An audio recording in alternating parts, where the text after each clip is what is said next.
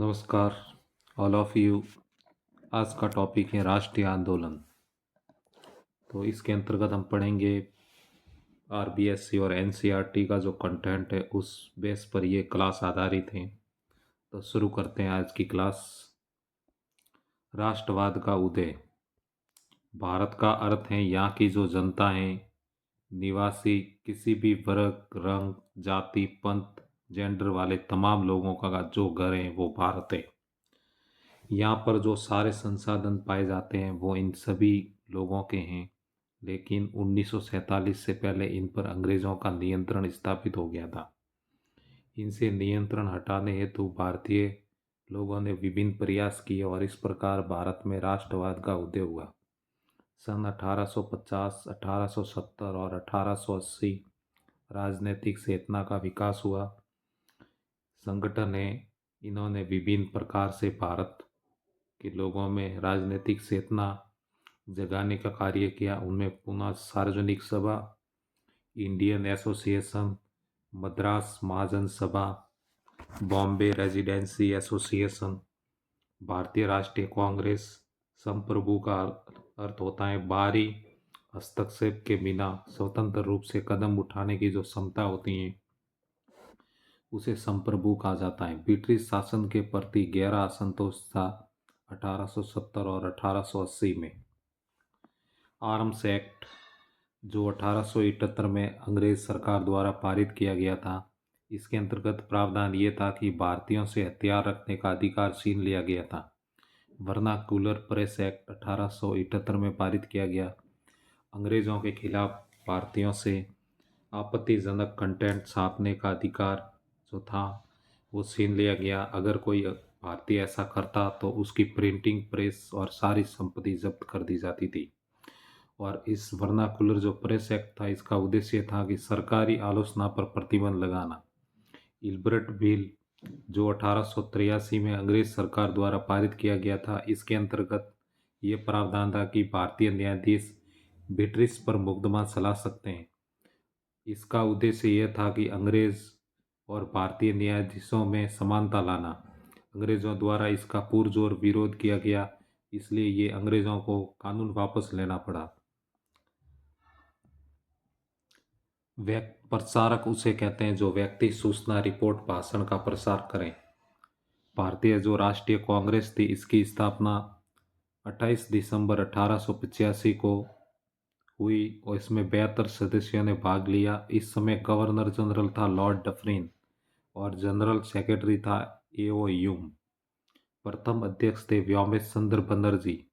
इसकी प्रथम बैठक मुंबई के गोवालिया तालाब तेजपाल संस्कृत कॉलेज में ही हुई।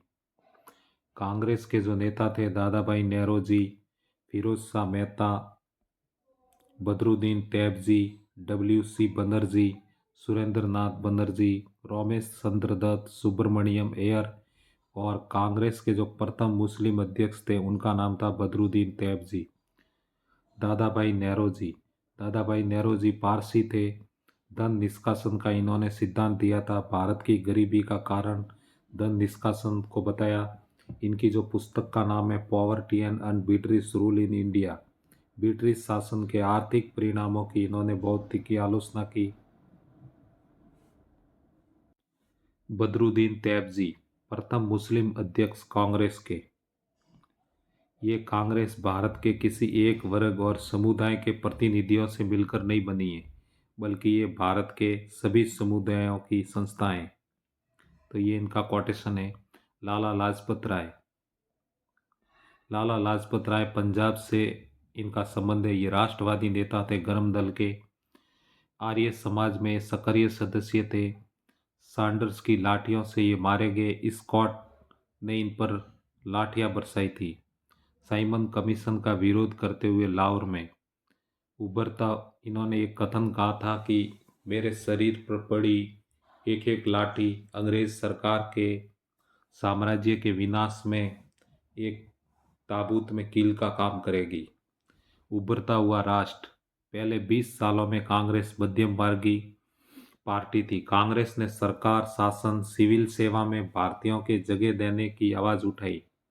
बाल गंगाधर तिलक गरम दल के नेता थे। इनका संबंध महाराष्ट्र राज्य से था। इनका नारा था, स्वतंत्रता मेरा जन्मसिद्ध अधिकार है और मैं इसे लेकर रहूँगा। इन्होंने शिवाजी गणेश उत्सव की शुरुआत की। 1895 में संविधान सभा की मांग की। मराठा अंग्रेजी भाषा में इन्होंने पत्र निकाला और केसरी नामक जो पत्र था वो इन्होंने मराठी भाषा में निकाला। नरम दल की निवेदक की राजनीति की इन्होंने आलोचना की। विपिन चंद्र पाल ये कोलकाता से संबंधित थे। गरम दल के नेता थे। लोगों को सरकार के नेक इरादों पर नहीं बल्कि अपनी ताकत पर भरोसा होना चाहिए। आत्मनिर्भरता और रचनात्मकता पर इन्होंने जोर दिया। बंगाल का विभाजन 1905 में हुआ। लॉर्ड कर्जन द्वारा प्रशासन की सुविधा हेतु बिहार उड़ीसा भी एक समय इसके भाग थे। उद्देश्य था बंगाल राजनेताओं के प्रभाव पर अंकुश लगाना। भारतीयों द्वारा इसका पुरजोर विरोध किया गया। बंगाल का वापस एकीकरण हुआ सन 1911 में। रूस में जो क्रांति हुई थी 1917 में सोवियत संघ का विघटन हो गया था। क्रांतिकारी व हिंसा समाज में इस समय आमूल चूल बदलाव लाने के लिए हिंसा का उपयोग करना। 1906 में मुस्लिम लीग का गठन हो गया। नवाब जमींदारों का समूह ढाका में। 1909 में प्रत्यक्ष निर्वाचन पद्धति पार्लियामेंटो सुधार लागू हुआ। कांग्रेस का विभाजन। सूरत अधिवेशन 1907 में हुआ। इसकी अध्यक्षता रास बिहारी घोष ने की थी। 1907 में गरम दल व नरम दल में बंटवारा हो गया। गरम दल और नरम दल एकीकरण 1915 में हुआ। लखनऊ समझौता 1916 में। मुस्लिम लीग वर्सेस कांग्रेस के बीच में दोनों संगठनों ने देश में प्रतिनिधिक सरकार के गठन के लिए मिलकर काम करने का फैसला किया। जन राष्ट्रवाद का उदय 1919 के बाद अंग्रेजों से संघर्ष जन संघर्ष में बदला। किसान, आदिवासी, विद्यार्थी, महिलाएं भी पीछे नहीं रही, भाग लिया। 20वीं शताब्दी में व्यवसायी समूह सक्रिय रहे। कांग्रेस के साथ प्रथम विश्व युद्ध के बाद आर्थिक राजनीतिक स्थिति में बदलाव आया। फिर गांधी जी का आगमन होता है। सन 1915 में उम्र 46 वर्ष गांधी जी का भारत में आगमन हुआ। अफ्रीका से नस्ल भेदी पाबंदियों के खिलाफ अहिंसक आंदोलन। इस कारण हिंदू, मुसलमान, पारसी, ईसाई, गुजराती, तमिल, उत्तर भारतीय, उच्च वर्गीय, व्यापारी, वकील, मजदूर से मेल मिलाप अच्छा था। एक वर्ष गांधी जी ने भारत का दौरा किया। सन 1916 में चंपारण आंदोलन बिहार में, 1917 में खेड़ा सत्याग्रह, 1918 में अहमदाबाद मिल मजदूर सत्याग्रह, 1919 में हड़ताल शब्द का प्रथम बार यहाँ पर उपयोग किया। नटाल कांग्रेस 1895 में गांधी जी ने बनाई। भारतीयों के साथ महात्मा गांधी ने नस्ल भेदी टिप्पणी भेदभाव का विरोध के लिए इसकी स्थापना की थी। रॉलेट एक्ट सन 1919 में अध्यक्षता इसकी सिडनी रॉलेट ने की। प्रावधान था कि संदेह के आधार पर किसी भी भारतीय को गिरफ्तार किया जा सकता है और उसे न वकील न दलील करने का कोई अधिकार है। महात्मा गांधी ने इसे काला कानून, शैतान की करतूत और निरंकुशवादी कहा। 6 अप्रैल 1919 को विरोध में अहिंसक विरोध दिवस के रूप में मनाया गया। नाइटहुड उस समय अंग्रेजों के समय ब्रिटिश राजा रानी की तरफ से किसी व्यक्ति की अप्रतिम व्यक्तिगत सफलता व जन सेवा के लिए दी जाने वाली उपाधि थी। जलियांवाला बाग हत्याकांड।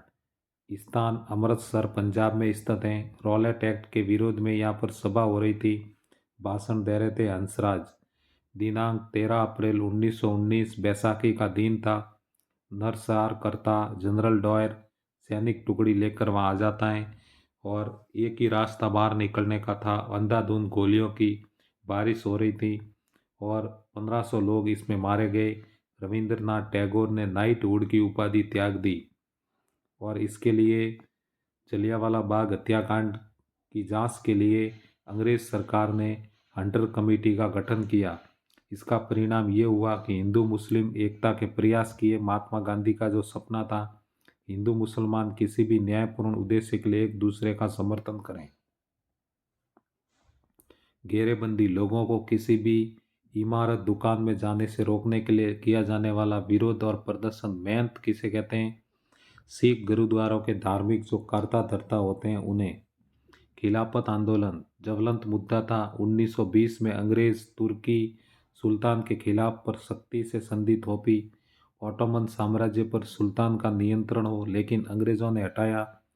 इसका जो खिलाफत आंदोलन है इसके नेता थे मोहम्मद अली बेग और शौकत अली। असहयोग आंदोलन 1921 और 22 में हुआ। इसके अंतर्गत घटनाक्रम विद्यार्थी कॉलेज स्टूडेंट ने सब छोड़ दिए, वकालत छोड़ दी वकीलों ने। मोतीलाल नेहरू, सी आर दास, सी राजा गोपालाचारी, आसफ अली। विदेशी कपड़ों की होली जलाई गई। 1920-22 में भारी गिरावट आई। विदेशी कपड़ा विभिन्न घटनाएं हुई। शराब ठेकों की घेराबंदी की गई। गांधी महाराज के जय के नारे लगाए गए। असमिया वैष्णव गीतों में कृष्ण की जगह गांधी का यशोगान किया जाने लगा और गांधी की तुलना कृष्ण से की जाने लगी। चित्तरंजन दास की सक्रिय भूमिका। पूर्वी बंगाल में असहयोग आंदोलन। सोरा सोरी चोरी चोरा कांड है ये 4 फरवरी 1922 में गोरखपुर यूपी में हुआ। पुलिस थाने पर हमला, 22 पुलिस कर्मी मारे गए। आंदोलन स्थगित करना पड़ा। सुभाष चंद्र बोस ने गांधी जी के द्वारा जब असहयोग आंदोलन स्थगित किया गया तब कहा था कि भारत के दुर्भाग्य से ये कम नहीं था। सवर्ण अवज्ञा आंदोलन 1930 में आरएसएस भारतीय कम्युनिस्ट पार्टी की इस दौरान स्थापना होती है। साइमन कमीशन 1927 भारत आया 1928 में। इसका जो लीडर था लॉर्ड साइमन था। इसका कार्य था भारत के राजनीतिक भविष्य का फैसला करना। कोई भारतीय सदस्य नहीं था। भारतीय राजनीतिक संगठनों द्वारा इसका बहिष्कार किया गया। साइमन वापस जाओ। लाहौर में लाला लाजपत राय इसका विरोध करते हुए घायल हो गए। कांग्रेस ने पूर्ण स्वराज्य की मांग अध्यक्षता की। इसकी जवाहरलाल नेहरू ने 1929 में 26 जनवरी 1930 में पूरे देश में स्वतंत्रता दिवस मनाया। लाहौर में रावी नदी के किनारे। कथन था, भगत सिंह का एक कथन है, बहरे कानों को सुनाने के लिए धमाके की जरूरत होती है। इंकलाब जिंदाबाद। कर्नाटक में एक महिला थी अंबाबाई। इसका विवाह 12 वर्ष में हो गया था और विधवा 16 वर्ष में। विभिन्न आंदोलनों में भाग लिया। स्वतंत्रता सेनानी थी।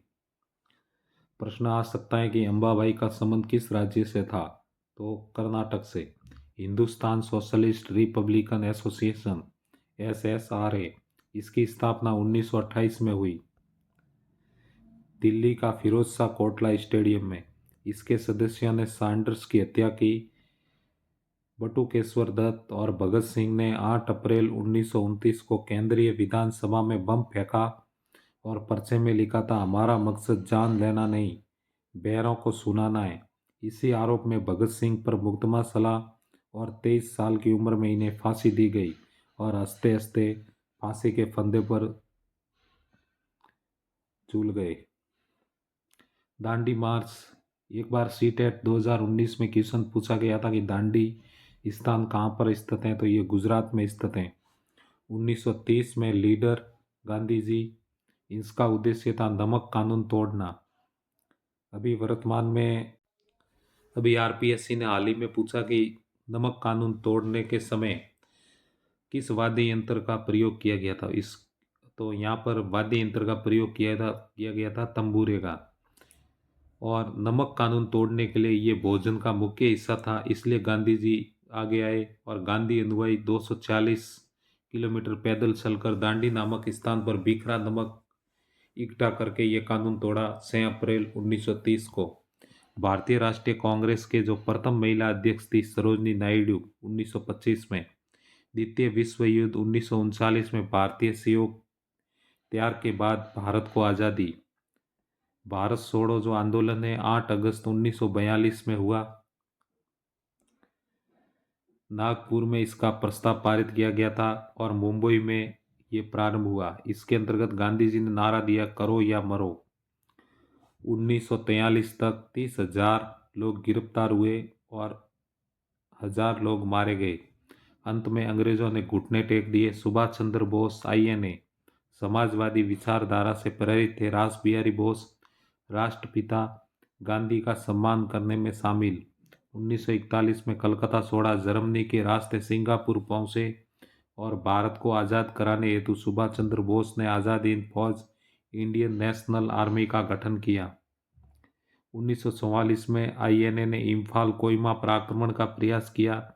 आईएनए सदस्यों को कैद कर मुकदमा चला। स्वतंत्र भारत के पहले गवर्नर थे सी राजा गोपालाचारी। इनको राजा जी के उपनाम से जाना जाता है। उपनाम से इनका राजा जी उपनाम था, इस नाम से भी इन्हें जाना जाता है। सरदार वल्लभ भाई पटेल नडियाद गुजरात गरीब किसान व्यवसायी परिवार से थे। 1931 में कांग्रेस के अध्यक्ष चुने गए। 1918 से ये सक्रिय थे। सीमांत गांधी खान अब्दुल गफ्फर खान का उपनाम है ये, जिन्ना ने द्विराष्ट्र सिद्धांत की मांग की। भारत और पाक प्रत्यक्ष कार्रवाई दिवस 16 अगस्त 1946 को मनाया गया। विभाजन 15 अगस्त 1947 को। हिंसा मारकाट फैली, भारत की सूरत बदल गई। ब्रिटिश शासन से स्वतंत्रता का ये आनंद विभाजन की पीड़ा हिंसा के रूप में सामने आया। राष्ट्रीय आंदोलन में बिजोलिया किसान आंदोलन। बिजोलिया किसान आंदोलन सन 1913 में 84 प्रकार के किस्म कर भीलवाड़ा में है ये बिजोलिया। इसके जो लीडर थे साधु सीताराम दास। विजय सिंह पथिक। विजय सिंह पथिक का मूल नाम था भूप सिंह। 1916 में पथिक माणिकलाल वर्मा के नेतृत्व में किसानों ने बेगार देने से मना कर दिया। 1897 में ये समाप्त हुआ। 3 चरण में चला और 44 साल तक। प्रतापगढ़ हरिजन सेवा समिति अमरलाल के नेतृत्व में इसका गठन किया गया।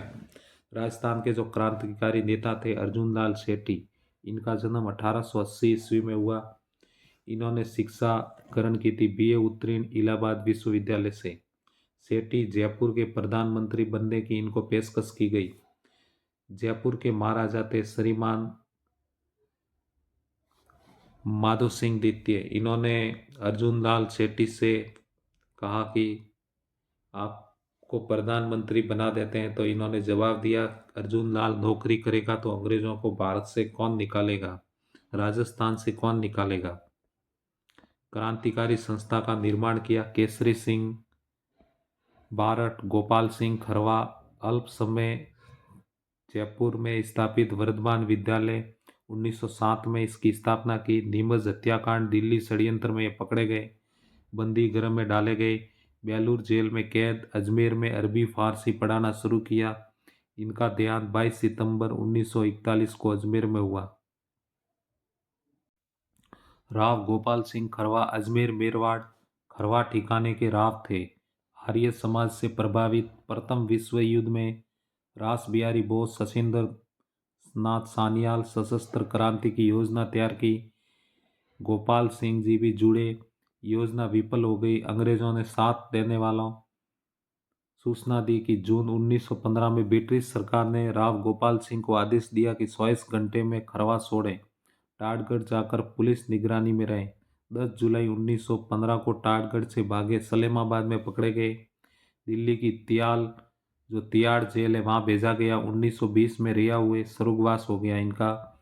मार्च 1956 में केसरी सिंह बारट, इनका जन्म 1872 में शाहपुरा भीलवाड़ा में हुआ।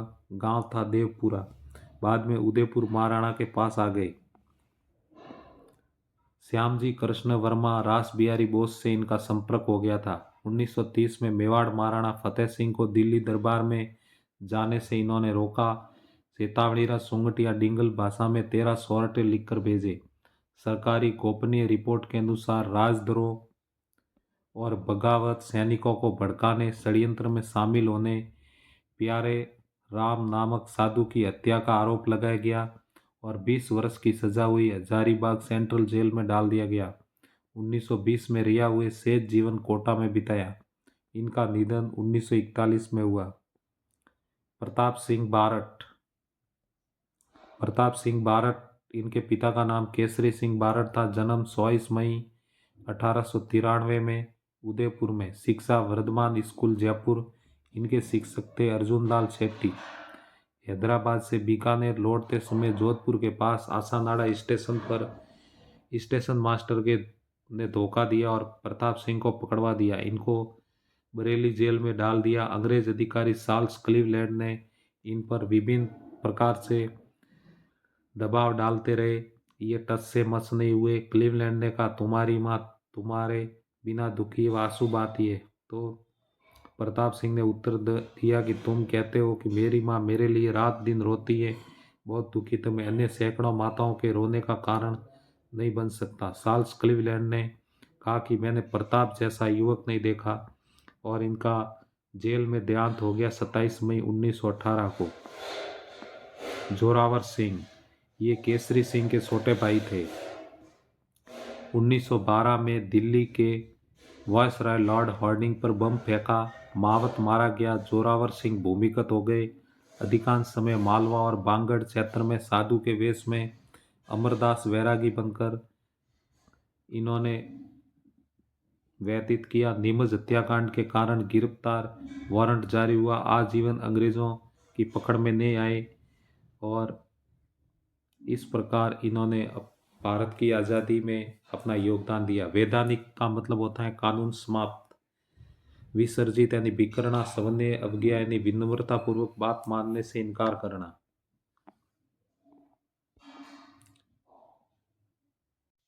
तो आज का ये टॉपिक था राष्ट्रीय आंदोलन।